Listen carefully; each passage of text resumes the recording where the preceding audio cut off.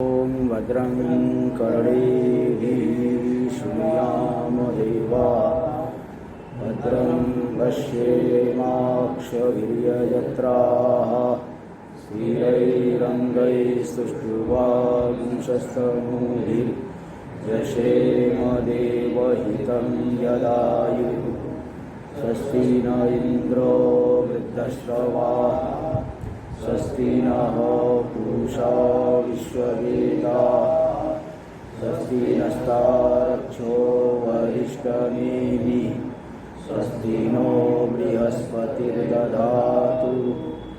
ॐ शान्ति शान्ति शान्तिः। शङ्करं शङ्कराचार्यं केशवं भारतार्यं सूत्रभाष्य कृतौ वन्दे भगवन्तौ पुनः ईश्वरो गुरुरात्मेति मूर्तिभेदविभागिने व्योमवद्व्याप्तदेहाय दक्षिणामूर्तये नमः। ॐ शान्ति शान्ति शान्ति। यहाँ पे मांडुक्य उपनिषद में भाष्य में जो प्रथम मंगलाचरण आया, प्रज्ञान अंशु प्रतानैः स्थिर चरणिकर व्यापी वीर व्याप्य लोकान भुक्त्वा भोगान स्तविष्ठान पुनरपि दीषणोद्भासितान कामजन्यान पीत्वा सर्वान् विशेषान स्वपिति मधुर्भुंग मायया भोजयन्नो माया संख्या तुरीयं परममृतमजं ब्रह्म यत्तन्नतोस्मि। जो परम अमृत जो ब्रह्म है उसको नमस्कार है। कैसा ब्रह्म है? जो कि प्रज्ञान, प्रज्ञान का अर्थ भी ब्रह्म ही है। उसकी अंशु यानी किरण, चिदाभास। अंशु का अर्थ किरण लेना, चिदाभास लेना। चिदाभास रूपी किरणों की, ब्रह्म की जो अंशु किरण है, चिदाभास है, उसके प्रतान विस्तार से जो कि स्थिर चर निकर थावर जंगम समुदाय को व्याप्त करने वाला है, उनके द्वारा, ऐसे चिदाभास के विस्तार के द्वारा ही व्याप्य लोकान, लोकान मतलब निकर मतलब समुदाय, निकर यानी समुदाय, इनके जो कि स्थावर जंगम समुदाय को व्याप्त करने वाला है चिदाभास का विस्तार, उनके द्वारा लोकों को यानी व्याप्त करके, यानी विषयों को ग्रहण करके। तो भुक्त्वा भोगान स्थविष्ठान, जागृत अवस्था में स्थूलतम भोगों को भोग करके, और फिर बुद्धि से उद्भासित जो विषय, कामजन्य जो विषय है, उनका पान करके, उनको भोग करके, फिर पीत्वा सर्वान विशेषान, उन सभी का पान करके जो सो जाता है, स्वपिति मधुर्भुंग, मधुर का भोग करने वाला हुआ जो सो जाता है, तो माया भोजयन्नो, तो ऐसा जो हम लोगों को माया से भोग कराने वाला परमात्मा है, जो कि माया संख्या तुरीयम, इन तीन को लेकर के वो चौथा हो गया, जो परम अमृत स्वरूप है, जन्मा है ब्रह्म, उस ब्रह्म को नमस्कार करते हैं। जो ब्रह्म पहले चिदाभास के माध्यम से स्थावर जंगम को प्राप्त करके, विषयों का ग्रहण करके, जागृत अवस्था में स्थूल भोगों को भोग करके, ब्रह्म ही जीव रूप से आया हुआ है, और स्वप्नावस्था में सूक्ष्म भोगों को भोग करके, फिर जो है सुसुप्ति अवस्था में मधुर का भोग करने वाला है, आनंद भुक है।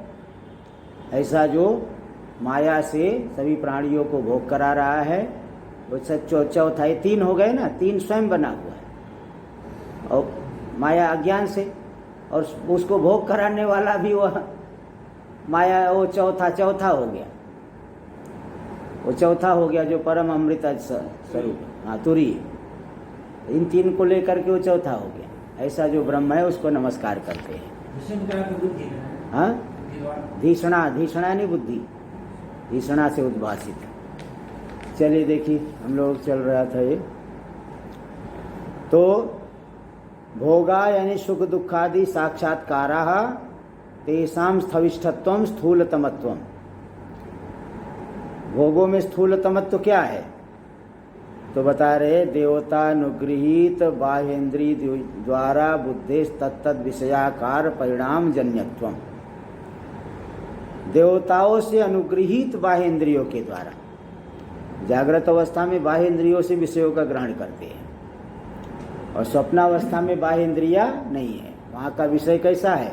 वासनात्मक, संस्कारात्मक है। और जागृत अवस्था में बाह्य इंद्रिय से बाह्य इंद्रियों के ऊपर देवताओं का अनुग्रह है।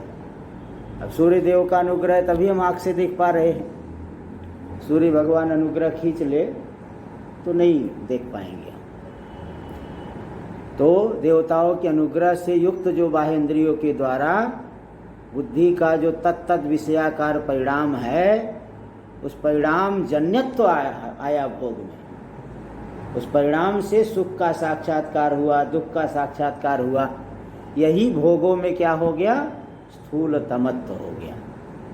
यही स्थूल तमत्व हो गया भोगों में। तो तान भुक्त्वा, ऐसे स्थूलतम भोगों को भोग करके, हाँ, उनको भोगों को अनुभव करके, भोगों को भोग करके मतलब मैं सुखी हूँ, मैं दुखी हूँ, ऐसा अनुभव करके स्व के साथ संबंध बना लेते। देखो 3 नंबर टिप्पणी में दे दी, भुक्त्वा सुखम अनुभवामि इत्यादि रीत्या स्व संबंधी तया अनुभूय। मैं सुख का अनुभव करने वाला हूँ इस रीति से स्व संबंधित्वेन उन भोगों का अनुभव करके। ते बताए एतेन, ये जो कथन किए तो मतलब एतेन मतलब फिर आगे जो स्वपिति, तान भुक्त्वा स्वपिति, फिर सो जाते हैं। सो करके फिर पहले स्वप्नावस्था का अनुभव करते हैं। तो ये जो बताए कि स्वप्नावस्था में चले जाते हैं, स्वप्नावस्था में यहाँ स्थूल विषयों का नहीं भोग कर रहे, इसके द्वारा जागरितम ब्रह्मणि कल्पितम उक्तम। इसके द्वारा क्या बता दिए कि जागृत अवस्था ब्रह्म में कल्पित है। थोड़े समय के लिए है भी, आदि आदव अंते चयन नास्ति बताएंगे। पहले है बाद में नहीं है, बीच में थोड़े समय नहीं, पहले भी नहीं है बाद में नहीं है, बीच में थोड़े समय के लिए दिख रहा है। इसको मिथ्या कहते हैं। तेतेन, एतेन का अर्थ किया है टिप्पणी में जागरितस्य व्यतिरेक प्रदर्शनेन, जागृत के अभाव का स्वप्न में प्रदर्शन करके क्या बता दिए कि जागृत अवस्था ब्रह्म में कल्पित है, ये कह दिया गया। तत्रैव स्वप्न कल्पनाम दर्शयति, उसी ब्रह्म में ही स्वप्न की कल्पना को दिखा रहे। पुनरपि, पुनः इसके अनंतर, जागृत हेतु धर्माधर्म क्षयानंतर्यं पुनः शब्दार्थ। पुनः शब्द का क्या अर्थ हो गया? जो जागृत का हेतु है धर्माधर्म, जो कि स्थूल धर्माधर्म है। एक तो स्थूल धर्म है, एक सूक्ष्म धर्म है। स्थूल धर्म मतलब कोई बड़ा धर्म की है, सूक्ष्म धर्म कोई मन से जो है आप किसी का भला चाहते हो लेकिन कर नहीं पा रहे हो, तो सूक्ष्म धर्म हुआ। और स्थूल मतलब स्वयं सहयोग किए, स्वयं जो है धर्म आदि किया, यज्ञ किया, दान किया, तीर्थ सेवन किया, ये स्थूल धर्म हो रहा है। और सूक्ष्म जो है कोई थोड़ा सा कुछ किया, मन से किया, तो ये जो है ये सूक्ष्म धर्म हो गया। तो जागृत के हेतु जो प्रबल धर्माधर्म का क्षय होने के अनंतर, ये पुनः शब्द का अर्थ हो गया, पुनः शब्द से यानी इसके अनंतर। तो अपि से क्या आया? स्वप्न कर्म हेतु कर्मोद्भवे च सती, जागृत का हेतु धर्माधर्म क्षीण हो गया और स्वप्न का हेतु कर्म उद्भूत हो गया। ये नहीं कि दोनों एक साथ में ही आ गए, एक हटा दूसरा आया, तब जो है ये अपि के द्वारा ये कहा जा रहा है। जागृत का हेतु धर्माधर्म क्षीण हो गया, स्वप्न का हेतु जो कर्म है, सूक्ष्म कर्म है, उद्भूत हो गया। तब न च तत्र बाह्यानि इंद्रियाणि स्थूला विषयाश्च सन्ति, किम धीषणा शब्दित बुद्ध्यात्मनो वासनात्मनो विषया भासन्ते, तान अनुभूय स्वपिति इत्यर्थ। अच्छा, न च तत्र बाह्यानि इंद्रियाणि स्थूला विषयाश्च सन्ति। हाँ, तत्र यानी स्वप्ने, स्वप्न में बाह्य इंद्रिया भी नहीं है, स्थूल विषय भी नहीं है। फिर क्या है? किंतु धीषणा शब्दित बुद्ध्यात्मानो वासनात्मानो विषया भासन्ते। धिषणा शब्द के द्वारा कहे गए बुद्धि रूप जो विषय, वासनाओं के द्वारा जनित विषय, इसका टिप्पणी में अर्थ कर दिए वासना विशिष्ट बुद्धि परिणाम रूपा।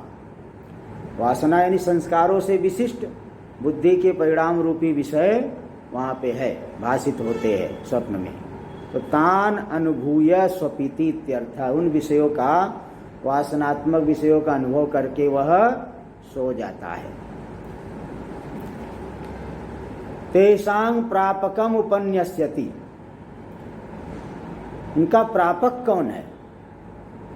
कहाँ से इन वासनाजन्य विषयों की प्राप्ति होती है? बोल रहे कि कामजन्यान, कामनाओं से जन्य है। काम ग्रहणम कर्माविद्योर उपलक्षणार्थम, कर्म और अविद्या, काम कर्म तीनों को लेना। अविद्या है, कामना है और इससे सूक्ष्म कर्म जो किया है, इन तीनों को मिल करके वहाँ सूक्ष्म विषयों का की उत्पत्ति कर देंगे, प्रातिभाषिक उत्पत्ति।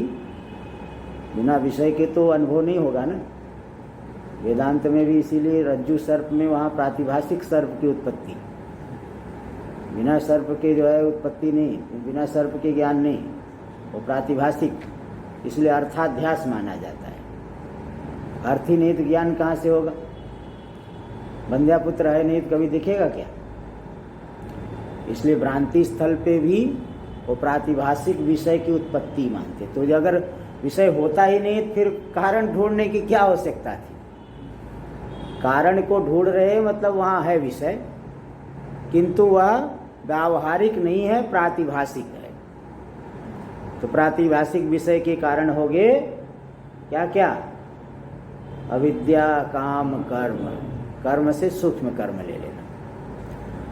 अवस्था द्वय कल्पनांग ब्रह्मणि दर्शयित्वा, दो अवस्थाओं की कल्पना ब्रह्म में दिखा करके तत्रैव सुषुप्ति कल्पनाम दर्शयति, उसी ब्रह्म में सुषुप्ति की कल्पना दिखा रहे कि पीत्वेति, सभी विषयों का पान करके मतलब विलापन करके, लीन करके।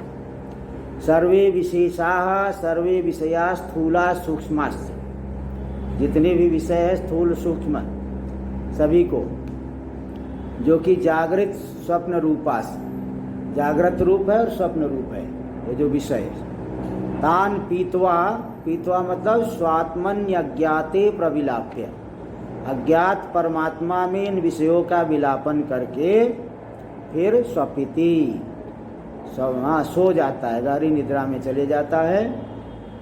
मतलब कारण भावेन तिष्ठति, कारण भावेन, कारण रूप से, यानी अज्ञान विशिष्ट स्वरूप से स्थित हो जाता है।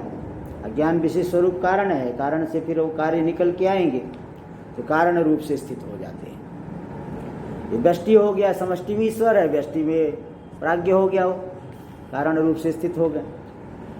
तत्र आनंद प्राधान्यम अभिप्रेत्य विशिनष्टि, उस सुसुप्ति अवस्था में आनंद की प्रधानता है क्योंकि विक्षेप है ही नहीं, सुसुप्ति में कोई विक्षेप नहीं है, इसलिए आनंद की प्रधानता है। इसी अभिप्राय से विशेषण दे दिए क्या?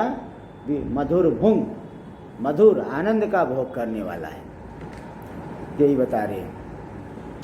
अवस्था त्रयस्य मायाकृतस्य मिथ्याभूतस्य, तीन अवस्थाएं जो माया के द्वारा की गई इसलिए मिथ्या है। ये तीनों की तीनों अवस्थाएं जो है प्रतिबिंब कल्पेषु अस्मासु संबंधिताम युव आपाद्य, प्रतिबिंब कल्पित जो हम लोग हैं चिदाभास, उसमें संबंधी बना करके, संबंधी सा बना करके, वास्तव में संबंध नहीं बनेगा लेकिन संबंधी सा बना करके, अस्माद भोजयत, अस्मान भोजयत ब्रह्म वर्तते, हम सभी जीवों को ब्रह्म भोग कराता हुआ सा वर्तमान रहता है, भोग कराते हुए वर्तमान है। अतो ब्रह्मण्येव अवस्थात्रयम्, तो इसलिए ब्रह्म में ही तीन अवस्थाएं हैं। तो ब्रह्म में ही तीनों कल्पित हुए, तीनों और मायाकृत जो तीन अवस्था है, प्रतिबिंब के समान जो जीव है उन जीवों में ही संबंधिता के समान, संबंधित मतलब संबंध कराता हुआ सा भोग कराता हुआ ब्रह्म वर्तमान होता है, अतो ब्रह्मण्य व अवस्थात्रय। इसलिए वास्तव में ब्रह्म में ही 3 अवस्थाएं हैं। वो भी वास्तविक मतलब नहीं कह सकते, मिथ्या माया से ही 3 अवस्थाएं ब्रह्म में ही है। तद्वंतो जीवा मायावी ब्रह्म च ब्रह्मणि परिशुद्धे परिकल्पितम। और उस 3 अवस्था वाले जो जीव है और माया विशिष्ट जो ब्रह्म है, ये दोनों के दोनों ही ब्रह्मणि परिशुद्धे परिकल्पितम सर्वम। हाँ, तीनों के तीनों, दोनों के दोनों ही परिशुद्ध ब्रह्म में ही परिकल्पित है। माया विशिष्ट ब्रह्म ईश्वर को ले लीजिए, मायावी ब्रह्म यानी ईश्वर। ये दोनों जीव और ईश्वर ब्रह्म, शुद्ध ब्रह्म में कल्पित है। इत्यादि इसी बात को बता दिए कि माया संख्या तुरीयम, माया की संख्या को लेकर के जो 30 चौथा हो गया, तुरीय हो गया। चतुरक्षर तो आद्यक्षर लोपश्च। और क्या इसका तुरीय का विग्रह क्या होता है? लौकिक विग्रह।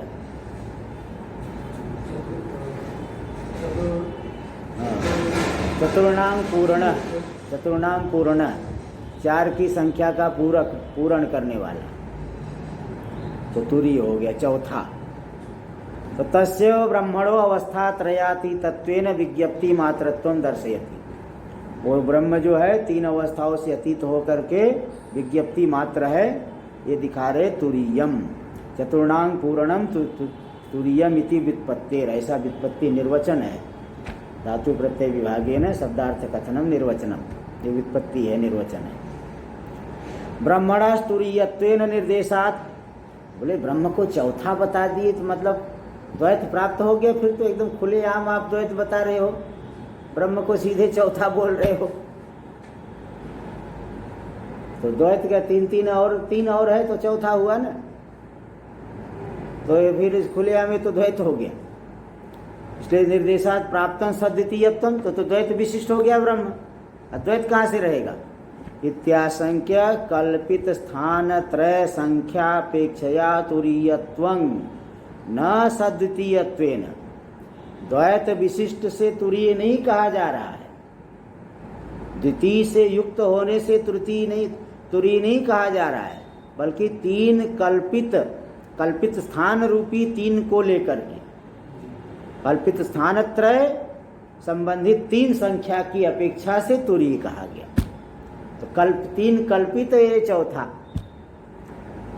तो इस तरह से तुरीयत्व कहा गया। न सद्वितीयत्व में, द्वैत विशिष्ट होने से तुरीय नहीं कहा जा रहा है।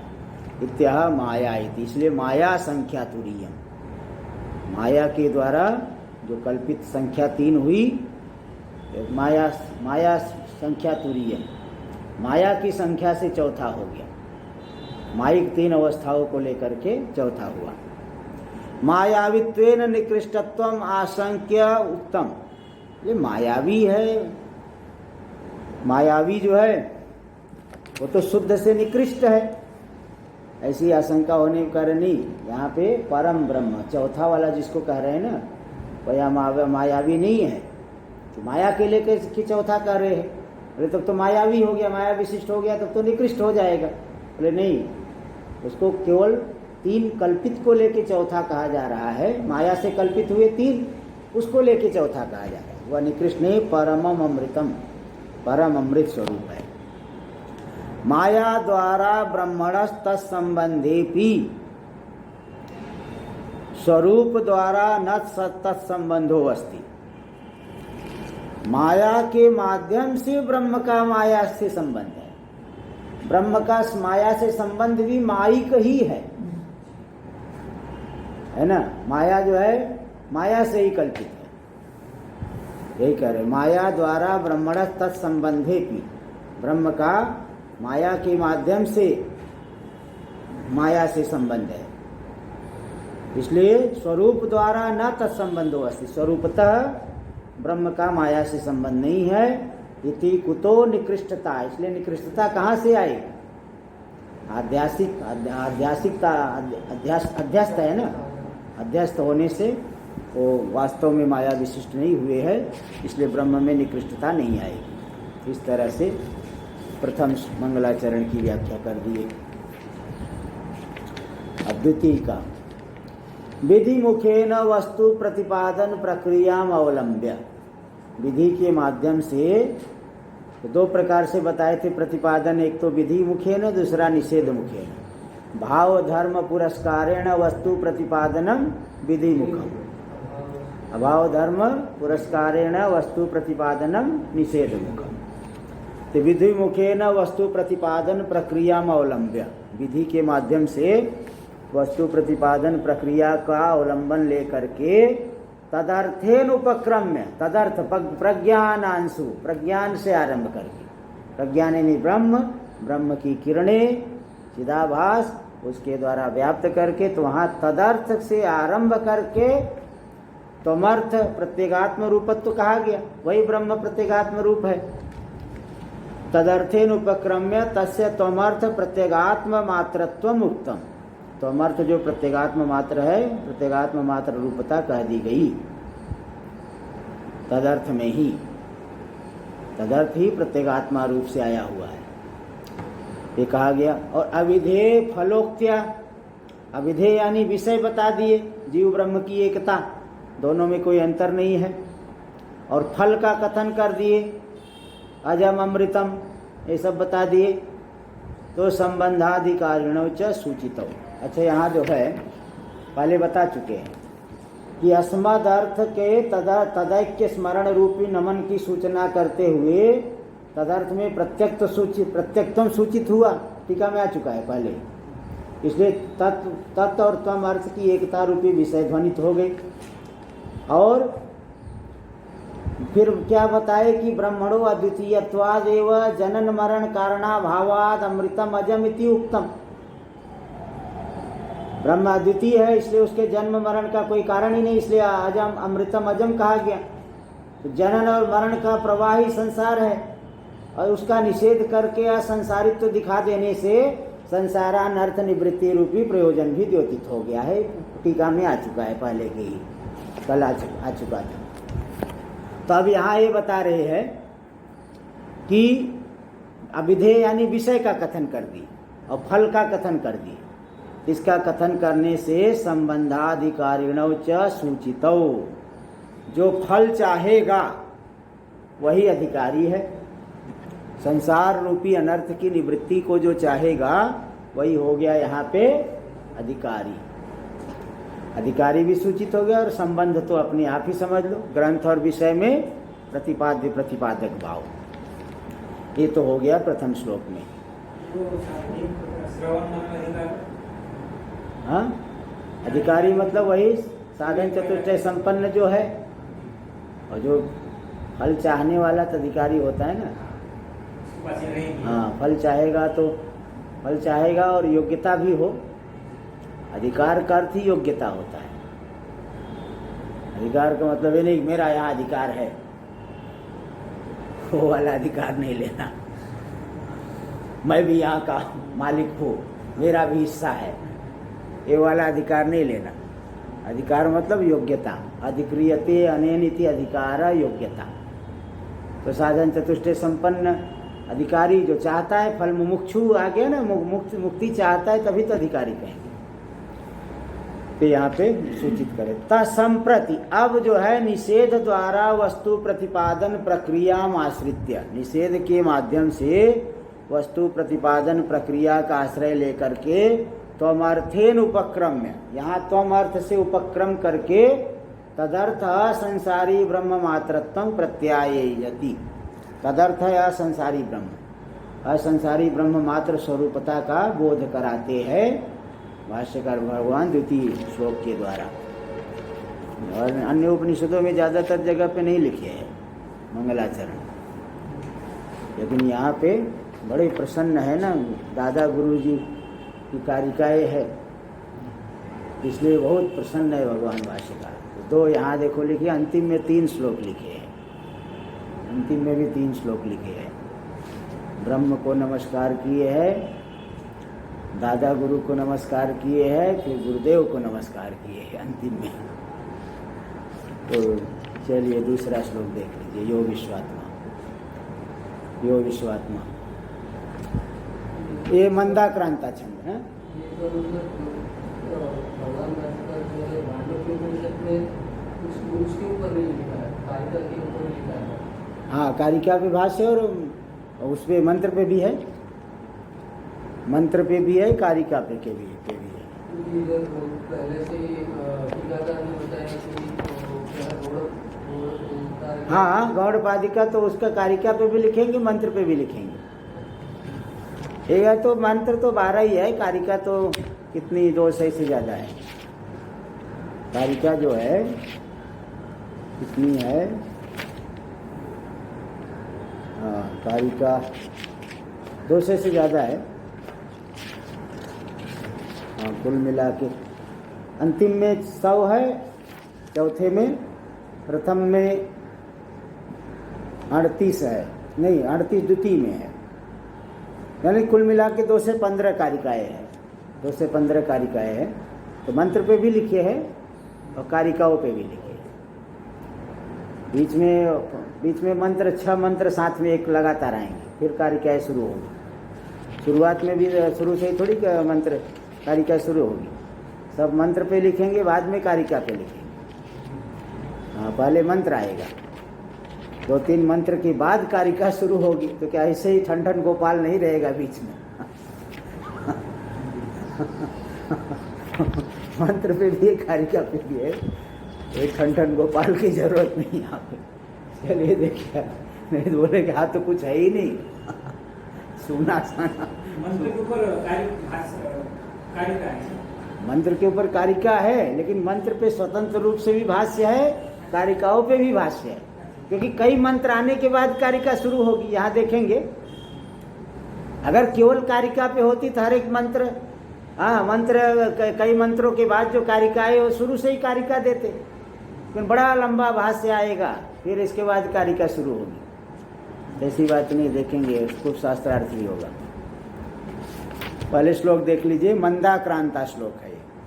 मंदाक्रांता में एक पाद में जो है 17 रहते हैं, उस 17 को साथ में नहीं, पहले 4 अक्षर, फिर 6 अक्षर, फिर 7 अक्षर। जैसे हम लोग प्रतिदिन ब्रह्मानंदम परम सुखदम, केवलम ज्ञान मूर्ति, ब्रह्मानंदम 4 अक्षर, परम सुखदम 6 अक्षर, केवलम ज्ञान मूर्ति 7 अक्षर, है ना। द्वंद्वातीतम गगन सदृशम, तत्वमस्यादि लक्ष्यम। तो पहले 4 अक्षर, फिर 6 अक्षर, फिर 7 अक्षर। मंदाक्रांता छंद होता है। मंदाक्रांताम बुद्धि रस नगर मो भनौ तौ गयुग्मम। एक मगण आएगा, फिर भगण आएगा, फिर नगण आएगा, फिर तगड़ आएगा, फिर तगड़ आएगा, और फिर दो गुरु वर्ण आएंगे अंतिम में। इसको मंदाक्रांता छंद बोलते हैं। 17 अक्षर एक पाद में। चलिए देखिए, यो विश्वात्मा विदिज विषयान प्राश्य भोगान स्तविष्ठान,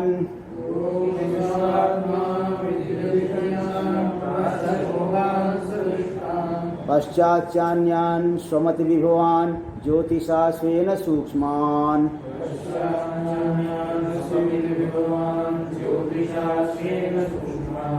सर्वानेतान् पुनरपि शनैः स्वात्मनि स्थापयित्वा,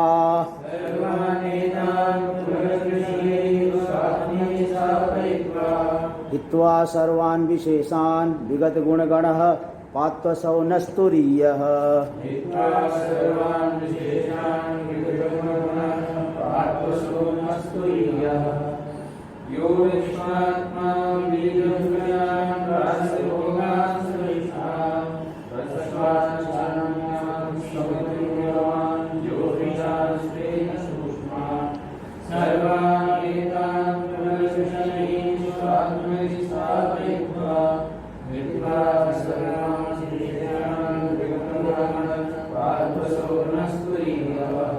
यो विश्वात्मा, जो विश्वात्मा जानते, जो जागृत का अभिमानी है। समष्टि में विराट है, व्यष्टि में विश्व। तो जो जागृत का अभिमानी है विश्वात्मा, विधिज विषयान, विधि से जन्य, विधान से जन्य यानी धर्म, और बीच में खंडाकार की कल्पना कर लेना, अविधिज जन्य, अविधिज विषयान। विधि से जनित यानी धर्म से जनित जो विषय है और अविधिज विषय मतलब अधर्म से जनित जो विषय है।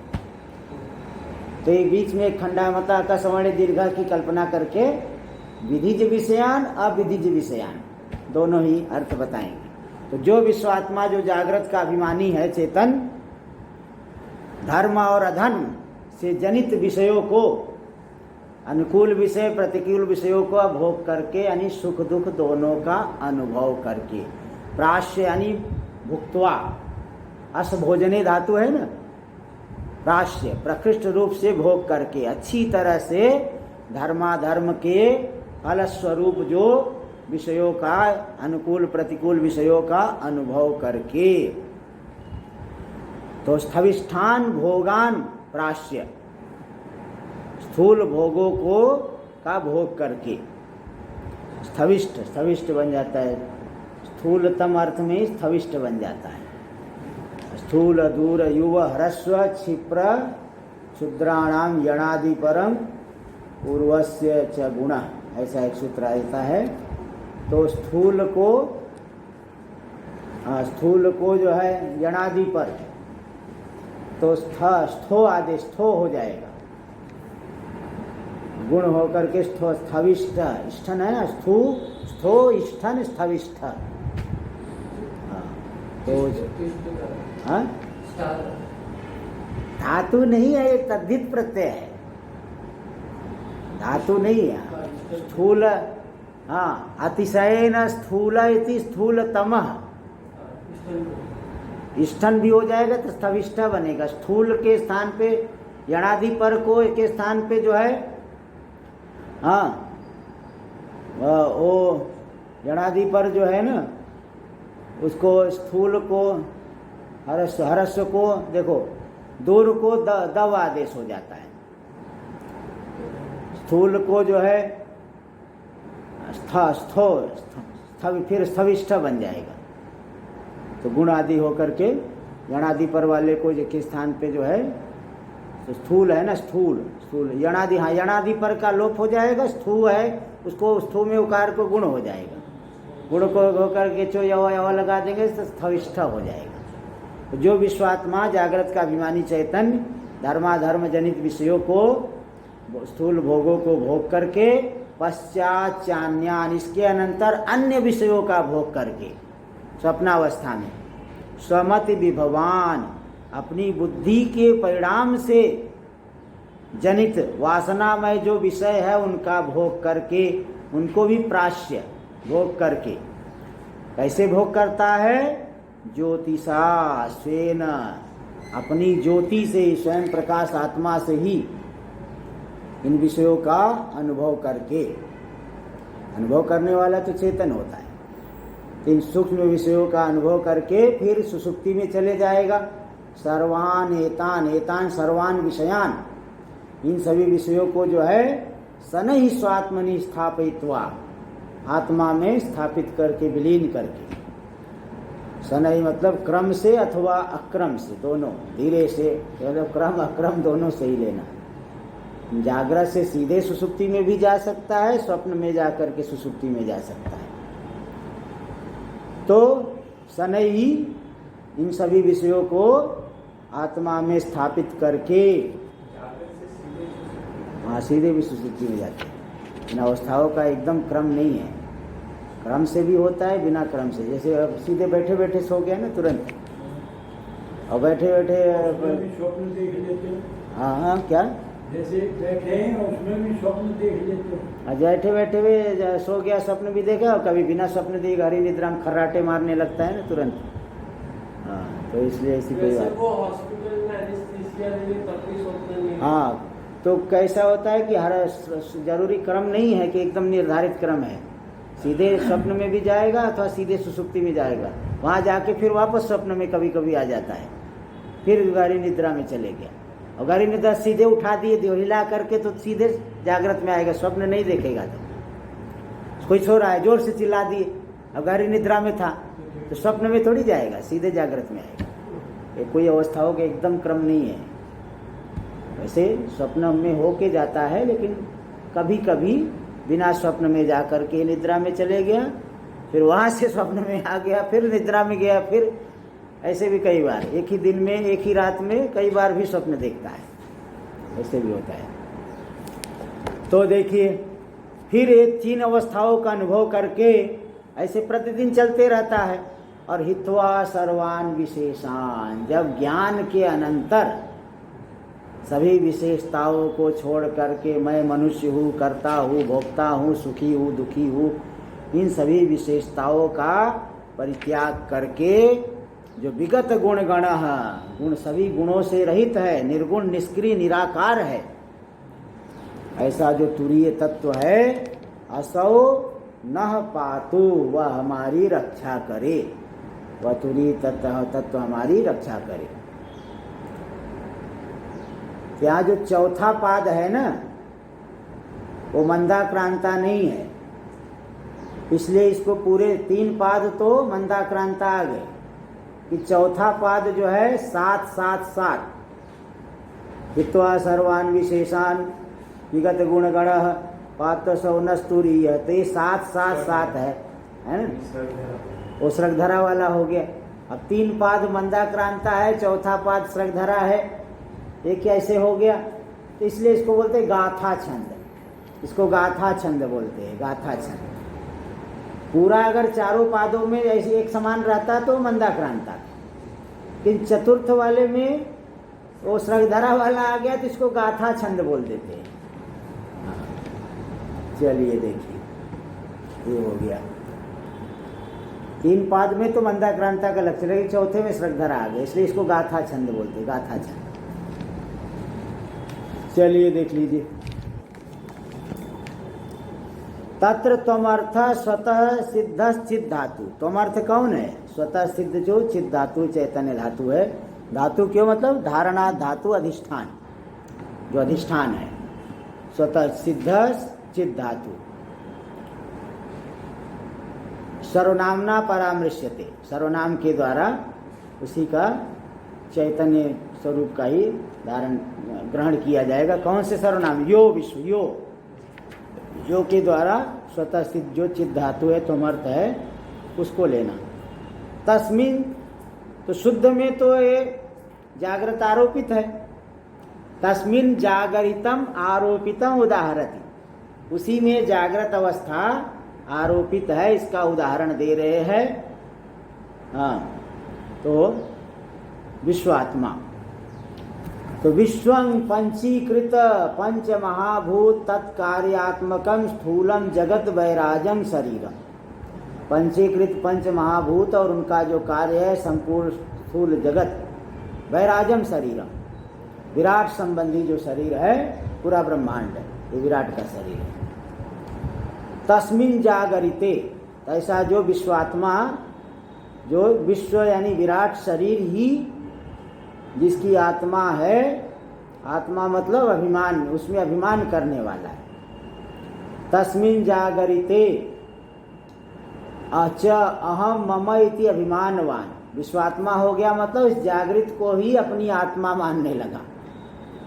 विश्व में को ही विश्व आत्मा यस्य, सब विश्वात्मा यानी स्थूल प्रपंच को ही आत्मा मान लिया, उसी में हम मम अभिमान कर लिया, यही तो आत्मा, और क्या होना है, ये विश्वात्मा हो गया।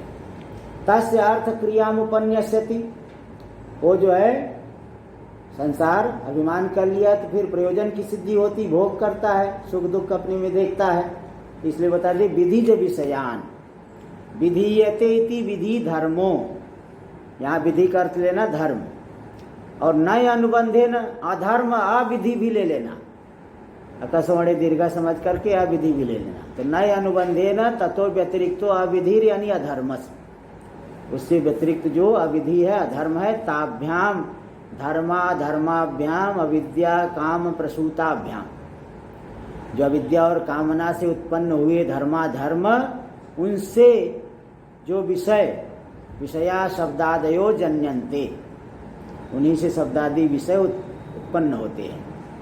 तान भोग्यतया भोग योग्यतया भोग शब्दितान, भोग के योग्य है ना, सुख दुख साक्षात्कार के योग्य, अनुकूलता अगर मालूम पड़ेगी तो सुख होगा, प्रतिकूलता मालूम पड़ेगी विषय में तो दुख होगा, इसलिए भोग के योग्य होने से भोग शब्दितान, भोग शब्द से जो कहे गए, और आदित्यादि अनुगृहीत बाह्य इंद्रिय द्वारक बुद्धि परिणाम गोचरतया, आदित्य आदि देवताओं से अनुगृहित जो बाह्य इंद्रिया है, उस बाह्य इंद्रिय द्वारक जो बुद्धि का परिणाम हुआ, शब्दाकार वृत्ति बनी, तो बुद्धि परिणाम गोचरतया स्थूलतमान, बुद्धि के परिणाम यानी अंतःकरण वृत्ति के विषय बन करके जो अनुभव में आ रहे हैं, इसलिए उन्हें स्थूलतम है, स्थूलतम इन विषयों को कहा जा रहा है। तो इनको प्राश्य मतलब साक्षात अनुभूय स्थितोयं प्रत्यगात्मा इत्यर्थ, साक्षात अनुभव करके यह प्रत्यगात्मा स्थित है। तत्रैव त्वमर्थ में ही स्वप्नावस्थाम अध्यस्यति, उसी त्वमर्थ में ही स्वप्नावस्था का अध्यास कर रहे, आरोप कर रहे हैं। पश्चात चान्यान, चलो इसको आगे कल करें। ओम भद्रं कर्णेभिः शृणुयाम देवाः, भद्रं पश्येमाक्षभिर्यजत्राः, स्थिरैरङ्गैस्तुष्ट्वागुंसस्तनूभिर्यशेम देवहितं यदायुः। स्वस्ति न इन्द्रो वृद्धश्रवाः, स्वस्ति न पूषा विश्ववेदाः, स्वस्ति नस्तार्क्ष्यो अरिष्टनेमिः, स्वस्ति नो बृहस्पतिर्दधातु। ओम शांति शांति शांति। शंकरं शंकराचार्यं केशवं वादरायणं, सूत्रभाष्य कृतौ वन्दे भगवन्तौ पुनः पुनः। ईश्वरो गुरुरात्मेति मूर्तिभेदविभागिने, व्योमवद्व्याप्तदेहाय दक्षिणामूर्तये नमः। ओम शांति शांति शांति।